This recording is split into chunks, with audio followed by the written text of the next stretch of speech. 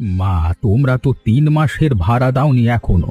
সামনের মাসের মধ্যে যদি ভাড়াটা মিটিয়ে দিতে না পারো তাহলে কিন্তু আমাকে বাড়ি ছাড়তে বলতেই হবে তোমাদের। বাবু, বাবু একটু সময় দিন আমাদের। ছেলেরা শহরে গেছে কাজের খোঁজে, ফিরলেই সব মিটিয়ে দেব। বোঝোই তো মা, এ বয়সে আমি নিজে কাজ করতে পারি না। এ বাড়ি ভাড়ার টাকা দিয়েই আমাকে চলতে হয়। সেটাই যদি না পাই তাহলে আমি চলবো কি করে বলো তো? আমরা বুঝতে পারছি বাবু, আপনার কষ্টও কম না, কিন্তু একটু সময় লাগবে আমাদের। ব্যবস্থা একটা না একটা করবই আমরা। ঠিক আছে, আমি আর বেশি কথা বাড়াবো না, কিন্তু সামনের মাসটা যেন মনে থাকে। এভাবে আর চালানো যাবে না। দিদি, স্বামীদের তো 3 মাস হয়ে গেল, কোনো খোঁজ নেই, না কোনো চিঠি না টাকা। আমার তো ভীষণ ভয় করছে দিদি। আমারও চিন্তা হচ্ছে রে পার্বতী, কিন্তু বসে থাকলে তো চলবে না। আমাদেরই এখন কিছু একটা করতে হবে। ওদের অপেক্ষায় থাকলে বাড়ি ছাড়তে হয়ে যাবে। দিদি, আমরা যদি একটা ছোট্ট দোকান দিতে পারতাম তাহলে হয়তো একটা রোজগারের পথ হতো আমাদের সবার জন্যই। দোকান দিতে গেলেও তো টাকা লাগবে মা, সেটাই তো আমাদের হাতে নেই এখন। অন্য কোনো উপায় খুঁজতে হবে আমাদের। চলো আমরা 3জনই মিলে একটু ভাবি, কোনো না কোনো পথ নিশ্চয়ই বেরোবে। এভাবে ভেঙে পড়লে চলবে না। আমার ছেলেরাও তো 3টে মাস হয়ে গেল, কোনো খোঁজ খবর নেই। কি যে হলো ওদের বুঝতে পারছি না আমি একদমই। আমারও ভীষণ চিন্তা হয় মা, কিন্তু ওদের অপেক্ষায় বসে থাকলে তো আমাদের এই মুহূর্তে সমস্যাটা মিটবে না। আমাদেরই এখন কিছু একটা করতে হবে। ঠিক বলেছিস পার্বতী, বসে থেকে চিন্তা করলে তো কোনো লাভ নেই, বরং কি করা যায় সেটা নিয়ে ভাবা দরকার এখন।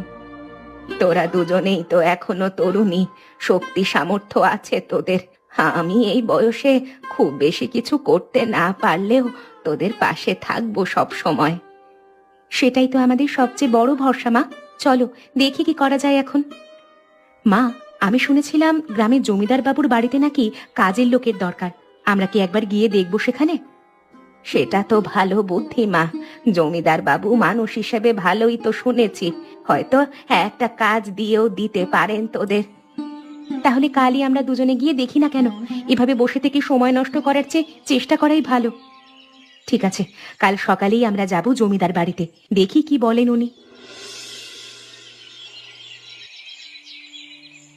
বাবু, আমরা শুনেছিলাম আপনার বাড়িতে নাকি কোনো কাজের প্রয়োজন আছে।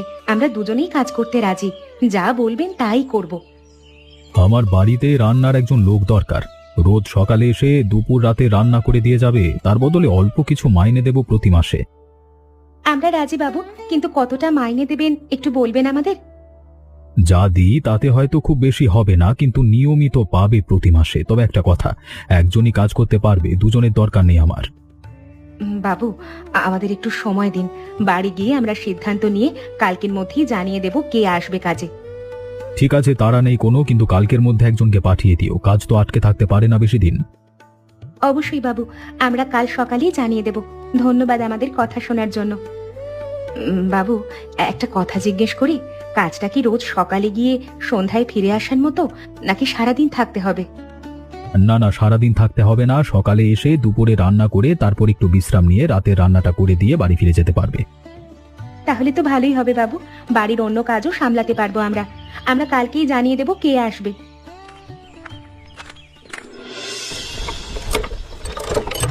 দেখ পার্বতী, এই পেয়ারা চারাটা কেউ ফেলে দিয়েছে মনে হচ্ছে। এটা তুলে নিয়ে গিয়ে বাড়ির সামনে লাগিয়ে দিলে কেমন হয়? ভালো বুদ্ধি দিদি, পেয়ারা গাছে তো খুব তাড়াতাড়ি ফল ধরে। তাহলে অন্তত আমাদের নিজেদের খাওয়ার জন্য কিছু পেয়ারা পাবো আমরা। বাড়ি গিয়ে উঠোনের কোণে লাগিয়ে দেবো এটা। রোজ জল দেবো যত্ন করে। দেখিস একদিন বড় গাছ হয়ে উঠবে এটা। এই তো লাগানো হয়ে গেল, এবার দেখা যাক কতদিনে বড় হয়। তুই থাক এখানে পার্বতী, আমি একটু বাজার থেকে ঘুরে আসি। আমার কাছে অল্প কিছু টাকা আছে, বাজার করে নিয়ে আসি আজকের মতো। ঠিক আছে দিদি, সাবধানে যেও। আমি ততক্ষণে মাকে বলি জমিদার বাড়ির কাজের কথাটা। আর শোন, মাকে বলিস আজ থেকেই আমরা এই গাছটার যত্ন নেব রোজ। এই ছোট্ট চারাটাই হয়তো আমাদের বড় ভরসা হয়ে উঠবে একদিন। তোমার কথা শুনে আশা জাগছে দিদি। যাও তাহলে, বাজার থেকে তাড়াতাড়ি ফিরেও, আমি অপেক্ষা করব।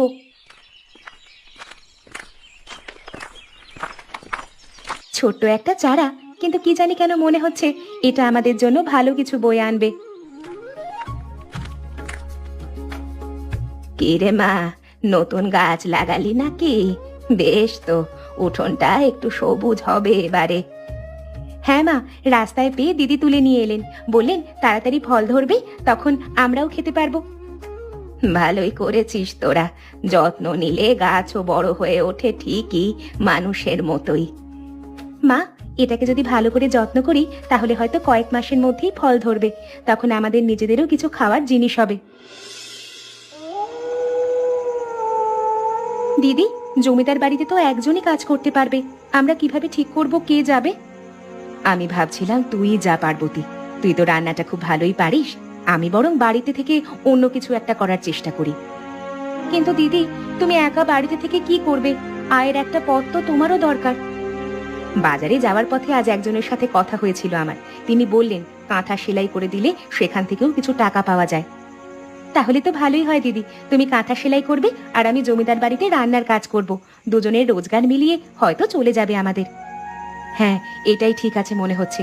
কাল সকালেই তুই জমিদার বাড়িতে গিয়ে জানিয়ে দিস তুই কাজে আসছিস। ঠিক আছে দিদি, মাকেও বলে রাখি এই সিদ্ধান্তের কথা, উনিও চিন্তায় আছেন আমাদের নিয়ে।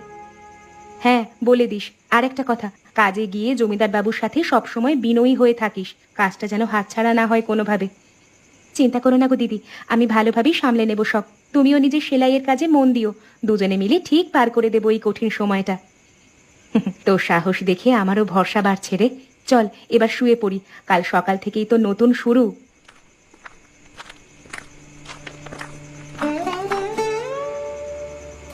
কি রে মা, কি কথা হচ্ছে এত রাতে?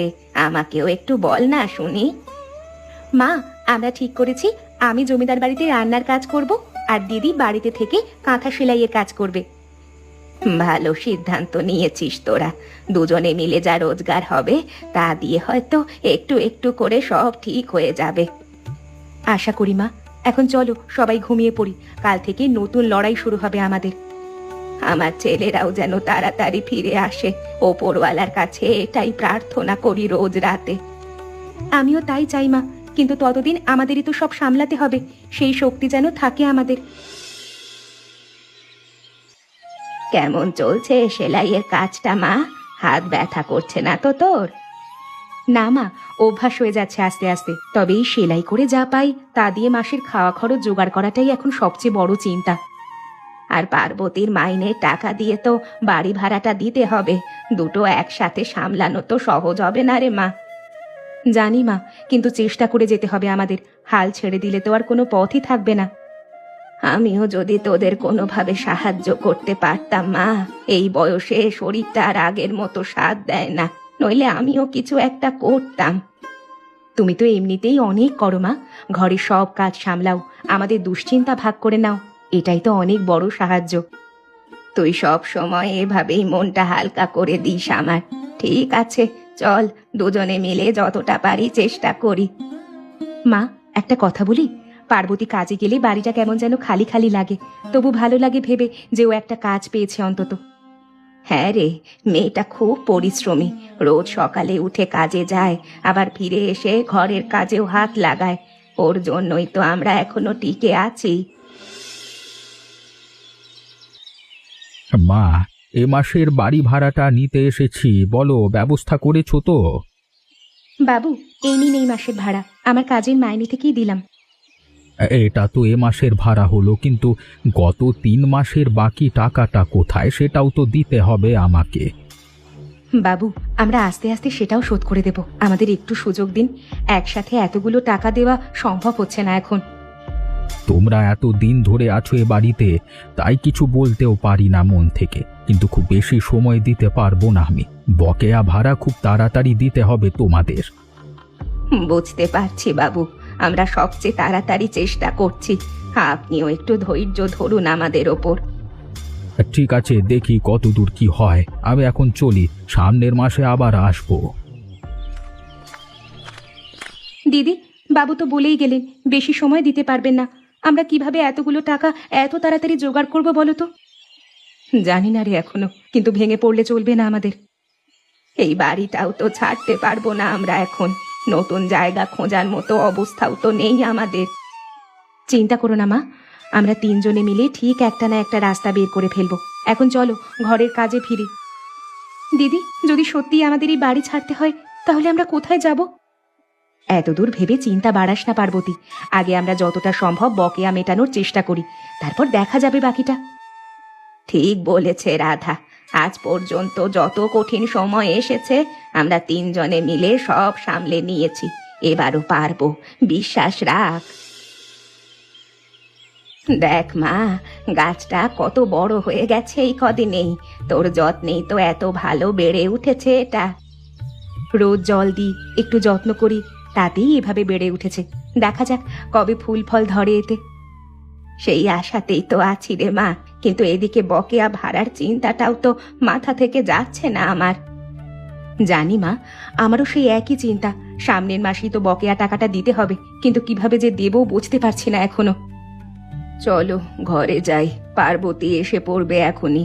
রাতে একসাথে বসে আর একটু ভেবে দেখি সবাই মিলে।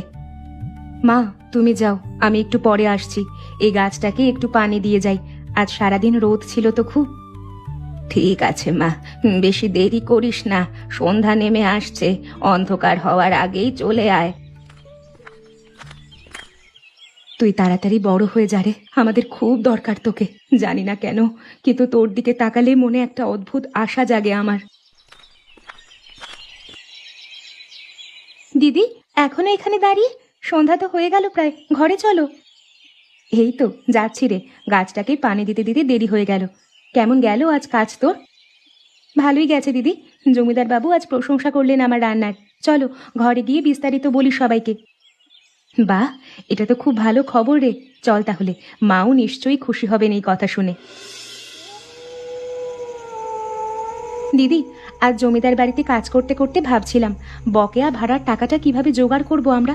মাইনের টাকায় তো 1 মাসের ভাড়াই কোনো রকমে হচ্ছে। আমিও এটাই ভাবছি রে পার্বতী, কাঁথা সেলাই করে যা পাই তাতেও তো খুব বেশি কিছু বাঁচে না। তোদের বরেরা যদি এবার ফিরে আসতো তাহলে হয়তো একটা ব্যবস্থা হতো সব দিক থেকে। এতদিন কোনো খোঁজ নেই, মনটা আমার ভীষণ কষ্ট পাচ্ছে রে। আমারও তাই মনে হয় মা, যদি এর মধ্যে ওরা ফিরে আসে তাহলে অন্তত একটা রাস্তা খুলবে আমাদের জন্য। আপাতত আমরা যতটুকু পারি চেষ্টা করে যাই। জমিদার বাড়ির কাজ, কাঁথা সেলাই দুটো মিলিয়ে যদি বকেয়াটা একটু একটু করে শোধ করতে পারি, সেটাই এখন লক্ষ্য। ঠিক বলেছিস মা, চল খেয়ে নিয়ে শুয়ে পড়ি, কাল আবার নতুন করে ভাবা যাবে। আর জমিদার বাবু বলছিলেন তার এক আত্মীয়ের বাড়িতেও নাকি রান্নার লোক দরকার। যদি সেখানেও একটু কাজ পাওয়া যায় তাহলে বাড়তি কিছু রোজগার হতো। সেটা তো ভালো খবর হতে পারে রে পার্বতী, কিন্তু দুটো জায়গায় একসাথে কাজ করা তোর জন্য কষ্টকর হয়ে যাবে না তো? একটু কষ্ট হলেও করতে হবে দিদি, এই মুহূর্তে টাকাটাই তো সবচেয়ে বেশি দরকার আমাদের। আমি খোঁজ নিয়ে দেখব বিস্তারিত। সাবধানে থাকিস মা, শরীরের ওপর দিয়ে যেন বেশি না যায়।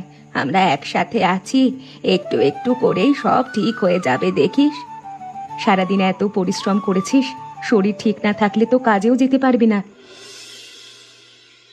দেখ মা, কত গুটি ধরেছে এবার গাছে। এই গাছটা তো একদম ঝাঁপি হয়ে গেছে, এত ফল ধরেছে একসাথে। সত্যি মা, এবার বড় হলে হয়তো বিক্রিও করতে পারবো কিছু, তাহলে একটা বাড়তি রোজগারের পথও হয়ে যাবে আমাদের। মা, এ মাসের ভাড়াটা দিয়ে দাও, কিন্তু এবার আমার বকেয়া টাকাটাও লাগবেই। আমার শরীরটা ভালো যাচ্ছে না, ডাক্তার দেখাতে হবে আমাকে। কি হয়েছে আপনার বাবু? শরীর খারাপ শুনে খারাপ লাগছে আমাদের। বয়স হয়েছে মা, নানান রকম সমস্যা লেগেই থাকে, কিন্তু ডাক্তার দেখাতে টাকা তো লাগবেই। তাই বকেয়া টাকাটা এবার পেলে ভালো হতো।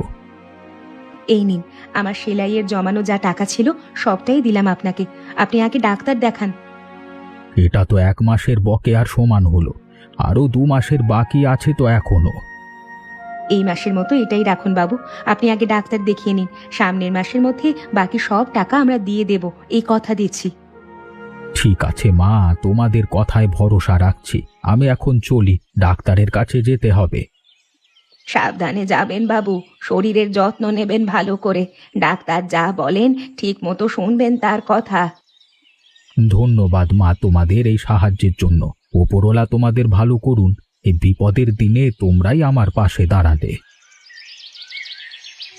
বাবু শরীরটা সত্যি খারাপ দেখাচ্ছিল আজকে, কি হয়েছে কে জানে, বয়স্ক মানুষ, ভয়ই লাগে শুনে। সেটাই তো মা, আমারও খারাপ লাগছে ওনার কথা শুনে। যদিও আমাদের নিজেদেরও এমন টানাটানির সংসার, তবু মানুষের বিপদে পাশে দাঁড়ানোটাই তো ঠিক কাজ। ঠিক করেছিস মা, তুই জমানো টাকাটা দিয়ে দিয়ে এই মুহূর্তে বাবুর দরকারটাই বেশি জরুরি ছিল। তাছাড়া উনি তো আমাদের কাছে টাকা পাবেনি। এখন শুধু ভাবছি বাকি টাকাটা কিভাবে জোগাড় করব সামনের মাসের মধ্যে। আর এই মাসের খরচও তো চালাতে হবে আমাদের। এই গাছের গুটিগুলো দেখ মা, কত সুন্দর হয়ে বেড়ে উঠেছে। আর কিছুদিন গেলেই হয়তো পেকে যাবে সব। দিদি, তুমি তো সব জমানো টাকা দিয়ে দিলে বাবুকে, এখন এই মাসের খরচ আমরা কিভাবে চালাবো? সেটাই তো ভাবছি রে পার্বতী, হাতে তো প্রায় কিছুই নেই এখন আমাদের। কি করা যায় তাহলে? চাল ডাল তো ঘরে বেশি দিনের নেই। আপাতত যার কাছে কাঁথা সেলাই করে দিই, তার কাছে কিছু টাকা অগ্রিম নিয়ে এই মাসটা পার করি, পরের মাসেরটা পরে দেখা যাবে। ঠিক আছে দিদি, তাই করো। আমিও চেষ্টা করব জমিদার বাড়ি থেকে কিছু বাড়তি কাজ পাওয়া যায় কিনা, তাহলে হয়তো একটু বেশি মাইনে পাবো। তোরা দুজনেই এত পরিশ্রম করছিস দেখে আমার বুকটা ভরে যায় রে। ভগবান নিশ্চয়ই একটা পথ দেখাবেন আমাদের। আশা রাখতে হবে মা। চলো, কাল সকালেই আমি অগ্রিম টাকার কথা বলতে যাব। দিদি, আমিও ভাবছিলাম জমিদার বাড়িতে যদি কিছু বাড়তি কাজ করে দিই, তাহলে হয়তো একটু বেশি মাইনে দেবেন উনি।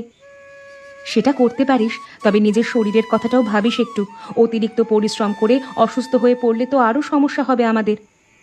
ঠিক আছে দিদি, সাবধানেই করবো সবকিছু। আপাতত ঘুমিয়ে পড়ি, কাল সকাল থেকে আবার নতুন লড়াই শুরু। দেখ মা, কত পেয়ারা পেকে গেছে, এত সুন্দর দেখতে হয়েছে সবগুলো, লাল আভা ধরেছে গায়ে।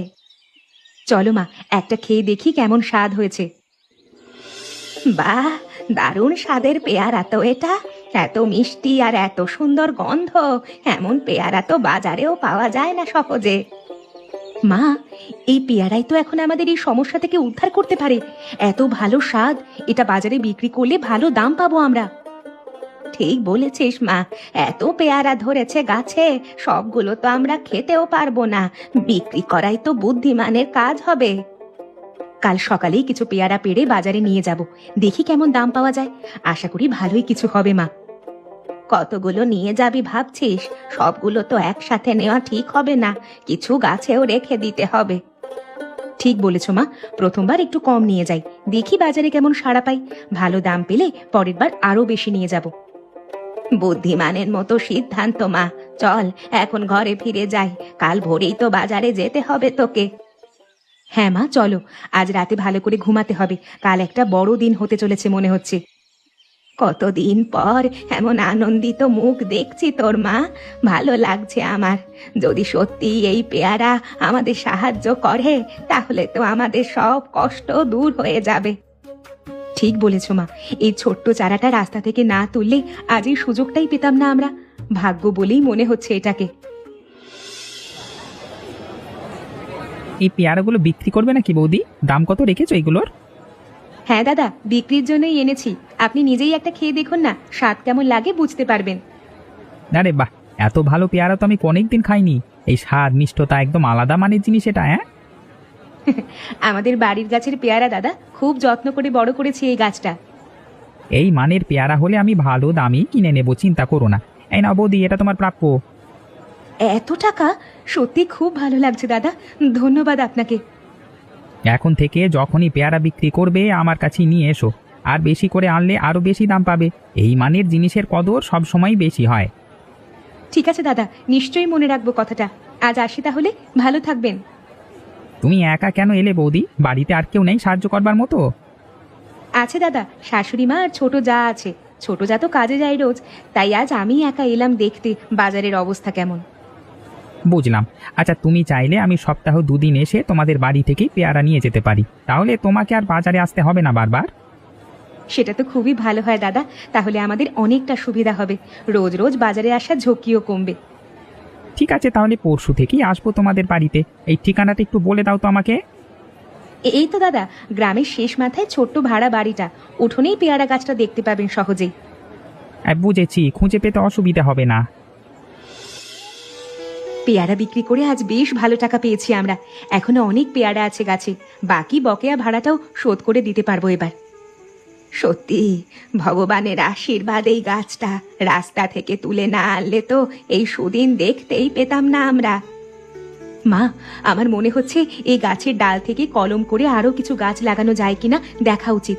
এই পেয়ারার স্বাদে যদি ধরে রাখা যায় তাহলে এই গাছই আমাদের ভাগ্য বদলে দেবে। দারুণ বুদ্ধি মা, তাই তাই করব আমরা। একটা গাছ থেকে যদি এত হয়, কয়েকটা গাছ হলে তো আরো অনেক ভালো হবে। দিদি, মা, আরো একটা খুশির খবর আছে আমার কাছে। আজ আপনার ছেলেদের চিঠি এসেছে। সত্যি? এতদিন পর চিঠি? কি কি লিখেছে ওরা? ওরা লিখেছে কাজের একটা ঝামেলার কারণে এতদিন টাকা পাঠাতে পারেনি, তাই লজ্জায় চিঠিও দেয়নি। কোনো মতে দিন পার করেছে এতদিন। আহারে, আমার ছেলেরা না জানি কত কষ্ট এই ছিল না এতদিন। হ্যাঁ, এখন ওরা ঠিক আছে তো? হ্যাঁ মা, এখন একটা নতুন কাজ পেয়েছে ওরা। সামনের মাসে বাড়ি ফিরে আসবে বলে লিখেছে। এ তো সবচেয়ে বড় সুখবর। পেয়ারা গাছও আমাদের পাশে দাঁড়ালো আর ওরাও ফিরে আসছে। এবার সব ঠিক হয়ে যাবে দেখিস। সত্যি আজকের দিনটা যেন সব দুঃখ ভুলিয়ে দিল। চল ঘরে গিয়ে ভালো করে রান্না করি আজ। খুশির দিনে একটু ভালো খাওয়া দাওয়া হোক সবার। মা, আমার মনে হচ্ছে ওরা ফিরে এলে এই গাছটাকেও দেখাবো প্রথমে। এটাই তো আমাদের এই কঠিন সময়ের সবচেয়ে বড় সাক্ষী। ঠিক বলেছিস পার্বতী, এই ছোট্ট গাছটাই আমাদের শিখিয়ে দিল ধৈর্য ধরে যত্ন করলে সবকিছুই একদিন ফল দেয়। চলো এবার ঘরে যাই সবাই।